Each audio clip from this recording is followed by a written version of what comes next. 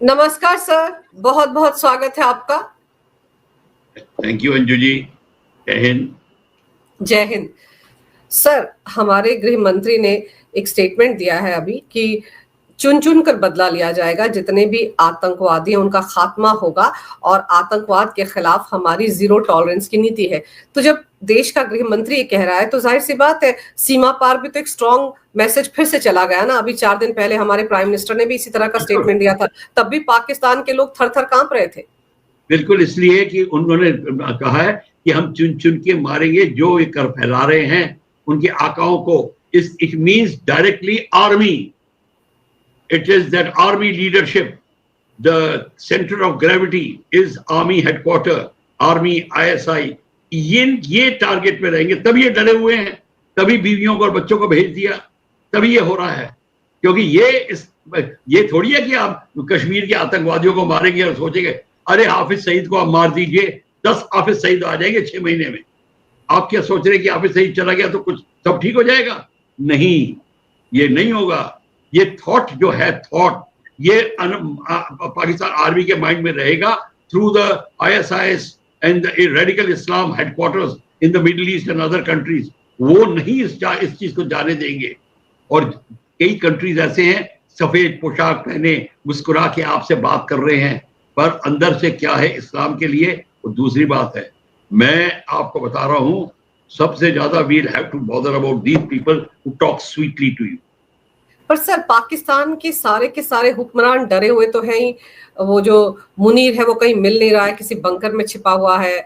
उनका prime minister जो है शहबाज, वो कहीं जाकर छिप गया है अस्पताल में, बता रहे बड़ी गंभीर बीमारी हो गई है। लेकिन डांट जरूर पड़ी है वहां के प्राइम मिनिस्टर को अमेरिका से। अमेरिका के विदेश मंत्री ने फोन किया था तो वो गिड़गिड़ाने लगा कि वॉर रुकवा दो, भारत हमला ना करे। तो दो टूक सुनाई गई अमेरिका की तरफ से, फिर ये हरकतें क्यों करते हो भाई? एग्जैक्टली यही अमेरिका ने कहा कि तुम्हारी इतनी हिम्मत है, तुम जाके पंगे लेते हो जो रिलीजन के नाम पे, और ऐसी लो लेवल की हरकत की बात करते हो, हिंदू हो नहीं हो, मुसलमान नहीं हिंदू हो, ये ऐसी बात करके आप लड़ाई कराते हो। As a head of the state आप माफी भी मांग रहे हो, तो उसकी काफी खिल्ली उड़ाई गई। पर ये आप बात याद रखें कि पहले तो अमेरिका भी विश्वास नहीं करता था आतंकवाद के ऊपर, पहले उसका भी रवैया दूसरा।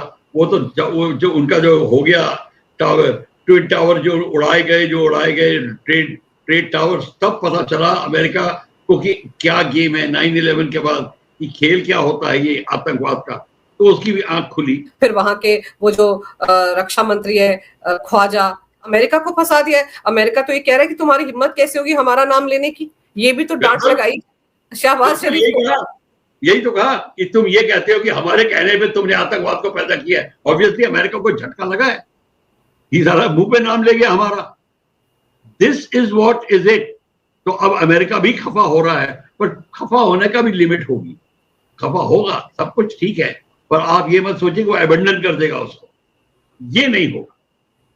और हमको चाहिए कि वो पाकिस्तान को अबेंडन करे till Pakistan reverts to normalcy, becomes a democratic country, army goes to barracks। जब तक उनकी पाकिस्तान की आर्मी बैरक्स में नहीं जाएगी और एक्चुअल राइट इलेक्शन से लीडर नहीं इलेक्ट होगा और ये रिलीजियस रेडिकलाइजेशन वो नहीं खत्म होगी, आप भूल जाइए, इस एरिया में फैलसूफी आएगी नहीं, पीस होगी नहीं।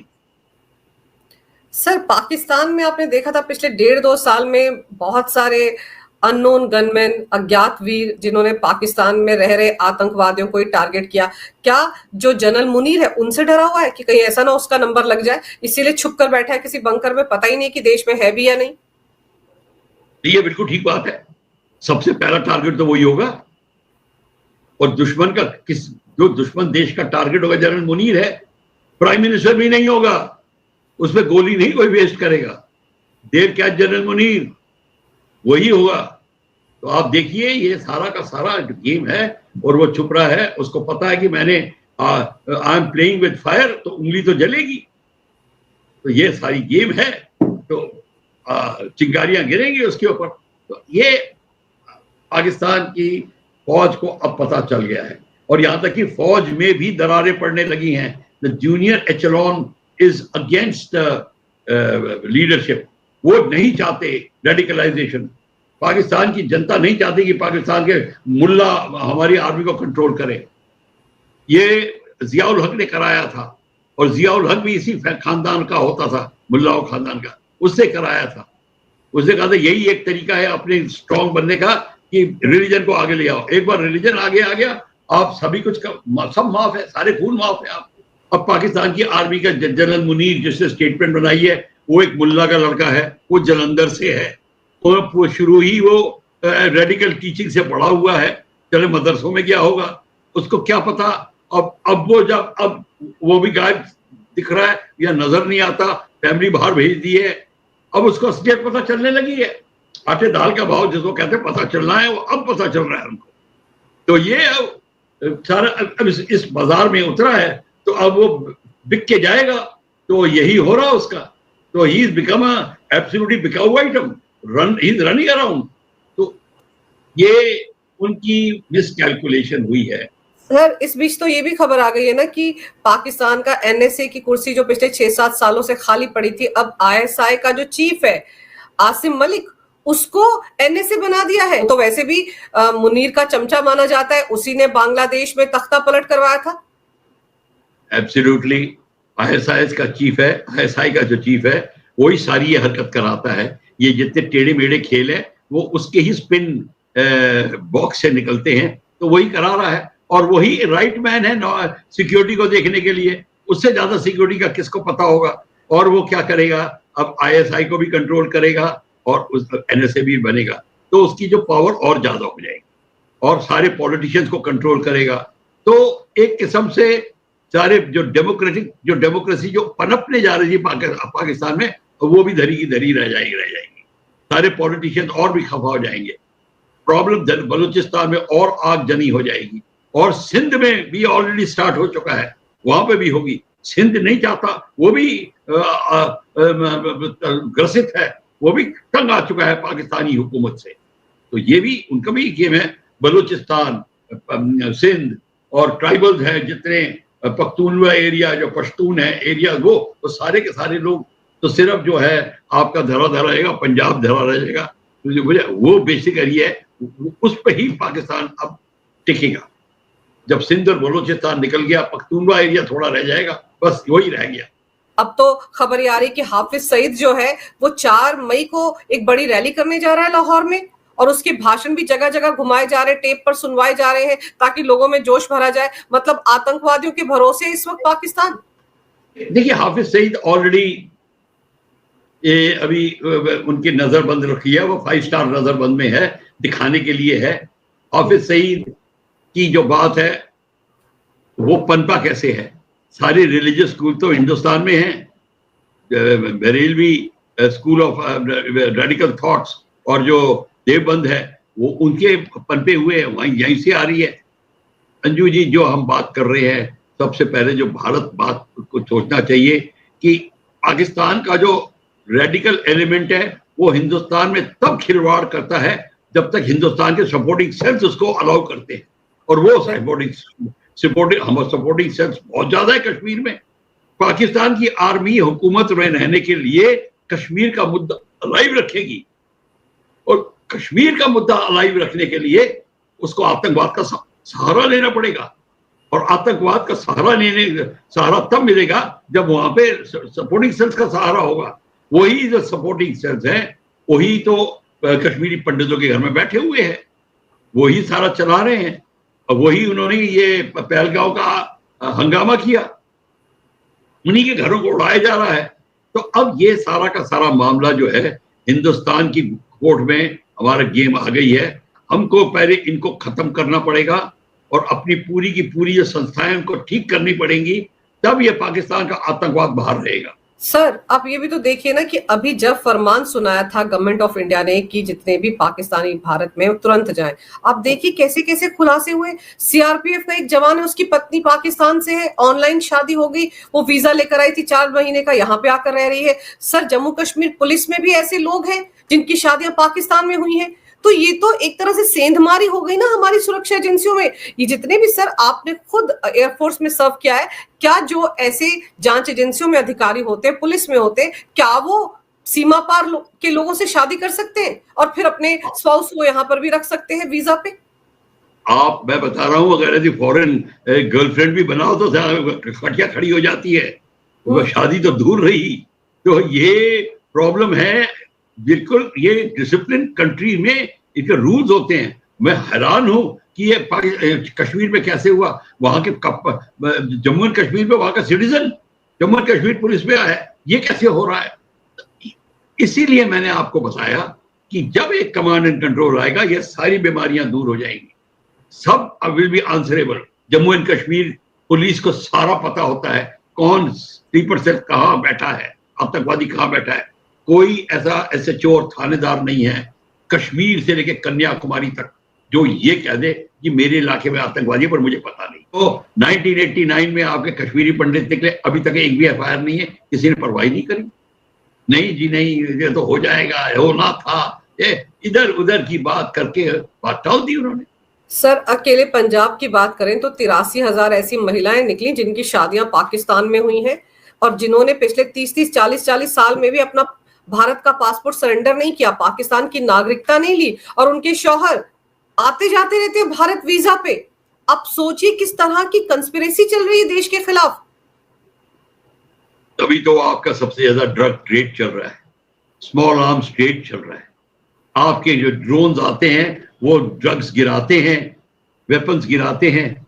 कभी किसी ने पूछा नहीं कि वो गिरा तो गए, उठाने वाला कौन है, लेके कौन जा रहा है अंदर, ये नहीं अब पूछते। सबको पता है क्या बात है। ये ही ऐसी जो आपने स्थिति बताई है, इसी स्थिति का फायदा उठा के ये सारे कार्यक्रम हो रहे। तभी तो जब सरकार ने कहा था कि हम बॉर्डर का जो गश्त, BSF का पैरामिलिट्री का गश्त लगाने वाला एरिया बड़ा करेंगे पंजाब में, गुजरात में और बंगाल के तरफ, तो हंगामा बन गया था। क्यों? कि सबकी रोजी रोटी जाती। जो ड्रग ट्रेड में पैसा कमा रहे, इधर उधर कमा रहे, उनके पेट पे लात पड़ने वाली थी। ये सारी बातें हैं। तो आपने बिल्कुल ठीक कहा। अब जब मोदी साहब आ गए हैं तो मोदी साहब सिर्फ ये मत सोचिए कि मीटिंग हो रही है कि फौज को कैसे करना है, सारी चीजें डिस्कस हो रही हैं, देश की सारी स्थिति डिस्कस हो रही है। ये छोटी मोटी चीज नहीं है। पाकिस्तान का तो ठीक है, उसको तो आर्मी के साथ में बात चल रही है, पर अब सारी और बातें चल रही हैं और ये हाई टाइम है कि इसको सॉल्व किया जाए, नहीं तो फिर मौका नहीं मिलेगा। यही है, iron is hot, you have to strike. Sir, Pakistan कैसा देश है? अटारी वाघा बॉर्डर पर उसके नागरिक दिन भर बैठे रहे और उन्होंने गेट ही नहीं खोले, काउंटर ही बंद कर दिए और बाद में फिर गवर्नमेंट ऑफ इंडिया ने ये फरमान जारी किया कि अगले आदेश तक पाकिस्तानी नागरिक भारत में रह सकते हैं। देखिए, ये दो चीजें हैं। पाकिस्तान के अपने नागरिकों के लिए गेट बंद कर दिए, अपनी सोल्जर्स की डेड बॉडी जैसे कारगिल में एक्सेप्ट नहीं कर रहे थे। ये बैकग्राउंड पता चलता है, इससे आपकी पाकिस्तान की आर्मी का स्टैंडर्ड पता चलता है, इससे पाकिस्तान की कल्चर पता चलती है। देखिए, जो रिलीजन की बेस पे कंट्री बनाई हो जबरदस्ती, उनमें ये कमियां आप देखेंगे, पर ये जो भारत के देश है उसमें ऐसा चीज नहीं आप देखेंगे। और दूसरी बात ये है जो आप कर रहे हैं कि इंडिया ने एक्सटेंड कर दिया है अनलिमिटेड पीरियड तक, till next order about Pakistani is returning. वो इसलिए कि कई दुखी लोग थे जो अपने सगे संबंधियों को देखने आए थे, कोई बीमार है, किसी का तिथि के लिए, किसी की शादी के लिए कोई ऑपरेशन करा रहा है, ICU में डेट मिल गई है। अब ऐसे गरीब लोगों को प्रताड़ना हो रही थी। देखिए, भारत दरिया दिली का कंट्री है। फौज में भी लड़ाई के दौरान अगर घायल दुश्मन आपके कब्जे में आता है तो पहले के बाद वो दुश्मन नहीं करार होता, उसको पेशेंट मान के उसकी ट्रीटमेंट की जाती है। ये कायदा है, युद्ध के नियम का कायदा है, और यहाँ तो युद्ध भी नहीं हो रहा। तो माना पाकिस्तान दुश्मन देश है, पर उसके सिविलियंस अगर प्रताड़ित हैं, तकलीफ में है, भारत ने अगर उनका मदद कर दी तो मैं ये समझता हूं ये भारत की संस्कृति की महानता है। पर सर, अटारी बॉर्डर पर अपने नागरिकों को आने क्यों नहीं दे रहा है पाकिस्तान? किस बात का डर लग रहा है उसको? कहीं उसको लग रहा है कि ये मैं भी सोच रहा हूँ Anju ji, really I am just wondering कि क्या रीजन हो सकता है। क्या उनकी लिस्ट में वो लोग नॉन ग्राटा है? क्या उनको वो स्पाई समझता है? क्या वो उनको सिक्योरिटी का खतरा है इनके कारण? कोई रीजन है ऐसा जिसके कारण वो अपने ही सिटीजन्स को अब वापस नहीं लेना चाहता? ये जो बड़ा ही अचंभे वाला स्टेप है कि अपने लोगों को वापस नहीं ले रहा। पाकिस्तान की हैबिट तो है ऐसा करने की, पर अभी let us see, let more inputs come, then we can get the real reason behind it. Sir, वहां के नेताओं के बयान आप देखें तो एक इमरान खान की पार्टी के सांसद हैं, सैफुल्ला नाम है उनका, वो सदन में खड़े होकर कह रहे थे कि हमारे मतलब पाकिस्तान के प्राइम मिनिस्टर को, मुनीर को, सबको बॉर्डर पर जाना चाहिए, एलओसी पर, वहां जाकर भारत को ललकारना चाहिए, वहां से भारत को चैलेंज करना चाहिए। इस तरह के तो सुझाव आ रहे हैं सर वहां से। आई नो, अब वो पता नहीं किस एंगल से सुझाव दे रहे हैं। या तो सुझाव दे रहे हैं इनको चैलेंज करके कि तुम जाके तो देखो फ्रंट में क्या होता है, या तो वो सुझाव दे रहे हैं, या वो कह रहे हैं कि आप उनको डराने के लिए चले जाओ। जो भी है, ये स्थिति ये दिखा रही है कि पाकिस्तान की जो सत्ता है वो इतनी डावाडोल है कि कभी भी मर्जी कुछ हो सकता है। अब ये नहीं हमें पता कौन प्राइम मिनिस्टर रह जाएगा, कौन नहीं रहेगा, शरीफ रहेगा कि नहीं रहेगा, फौज क्या करती है, किसको लेके आती है। जैसे बांग्लादेश का हुआ, इसका भी हादसा वैसा तो नहीं होगा, ये भी देखना होगा। पर हमको एक और चीज का एंगल याद रखें अंजू जी, चाइना इस सबको देख के वो अपना पैतरा तैयार कर रहा है। उसने बांग्लादेश को तैयार किया है और पाकिस्तान को। बांग्लादेश और पाकिस्तान को ड्रोन सप्लाई कर रहा है, टर्की से ड्रोन आए हैं, बांग्लादेश को तैयार कर रहा है, उसके हार्बर्स तैयार कर रहा है चाइना। चाइना जो है वो चुप नहीं बैठेगा। चाइना नहीं चाहता कि उसके चाइना पाकिस्तान इकोनॉमिक कॉरिडोर में कुछ हो। वो अपना तो 113 बिलियन डॉलर जो लगाया उस निवेश को तो सेफ रखेगा, और वो भी चाहेगा कि बलूचिस्तान का असर वो ना पड़े, पर ये भी देखेगा कि हिंदुस्तान को भी किस तरीके से वो नीचे करना चाहता है, क्योंकि इस एरिया में प्रतिद्वंदी उसका हिंदुस्तान है।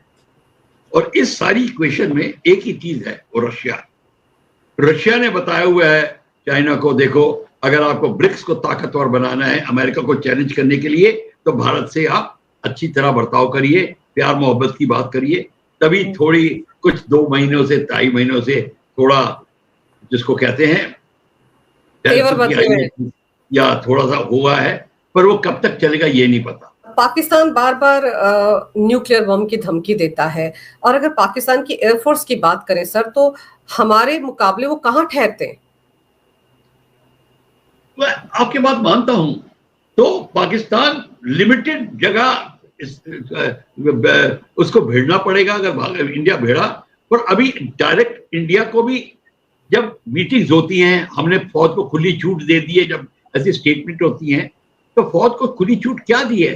फौज को खुली छूट हर वक्त होती है। एक बार आपने लड़ाई डिक्लेयर कर दिया एज अ प्राइम मिनिस्टर और मेरे को कहा, तो जो टैक्टिकल एरिया में डिसीजन लेने हैं, time of attack, method of attack, place of attack, वो मेरी जिम्मेवारी है। जिनीवा कन्वेंशन तक में लिखा हुआ है कि during the war the choice of weapon and method of delivery is commanders responsibility. क्यों? कल कोई गलती हो जाती है, सिविलियन मारे जाते हैं, कुछ होता है, जब इंटरनेशनल क्रिमिनल कोर्ट में बात जाती है, तो फिर ये बहाना नहीं चलेगा कि हमको पॉलिटिकल लीडर ने बोला था। That is why political leadership should stop giving the instructions when the war order has been given. ये रीजन है। तो फौज को हाँ, स्ट्रेटेजिक वॉरफेयर में आपको प्राइम मिनिस्टर लेना पड़ेगा कि न्यूक्लियर वेपन्स लॉन्च करे ना करे, हम कराची पे हमला करे ना करे, ये फौज जब डिसाइड करेगी, तो ये इसमें गवर्नमेंट को इन्वॉल्व होना पड़ेगा। लोकल बैटल कमांडर नहीं करेगा। इसमें prime minister and his team will be involve. अगर वो हायर लेवल स्ट्रेटेजिक अटैक्स की बात करें, टैक्टिकल बैटल एरिया में कोर कमांडर जो मर्जी करता है, किसी से पूछने की जरूरत नहीं है। ये बताया गया, पर प्रेस को कैसे कोई समझाया इतना सारा। चलिए सर, अब देखते हैं कि मुनीर का बंकर में छिपकर रहना कितना कामयाब रहता है, और फिर 4 मई को जो हाफिज सईद वहां पर एक रैली करने की बात कर रहा है, उसका क्या होता है, क्योंकि वो भी जैसे ही बाहर निकलेगा क्या पता अज्ञात सामने आ जाए। पहले भी ऐसे ही होता रहा है, उसके कितने राइट हैंड मारे गए हैं इस तरह से। तो अब देखते हैं पाकिस्तान का क्या होता है, लेकिन इतना जरूर है कि भारत बार बार स्ट्रॉन्ग मैसेज दे रहा है पाकिस्तान को, और अगर पाकिस्तान ने एक गुनाह किया है, गलती की, तो उसको सामने आकर माफी मांग लेनी चाहिए, नाक रगड़ रगड़ कर, तभी बच पाएगा इस बार। क्योंकि हमारे नेताओं के तेवर तो साफ बता रहे हैं कि आज नहीं तो कल, कल नहीं तो परसों पाकिस्तान को इसका खामियाजा भुगतना पड़ेगा, और मिलिट्री एक्शन जो है वो इनएविटेबल है। इस वक्त तो यही नजर आ रहा है। सर, आपने समय निकालकर बहुत ही महत्वपूर्ण विषय पर तमाम जानकारी मेरे दर्शकों को दी। आपका बहुत बहुत धन्यवाद। नमस्कार। जय हिंद। जय हिंद।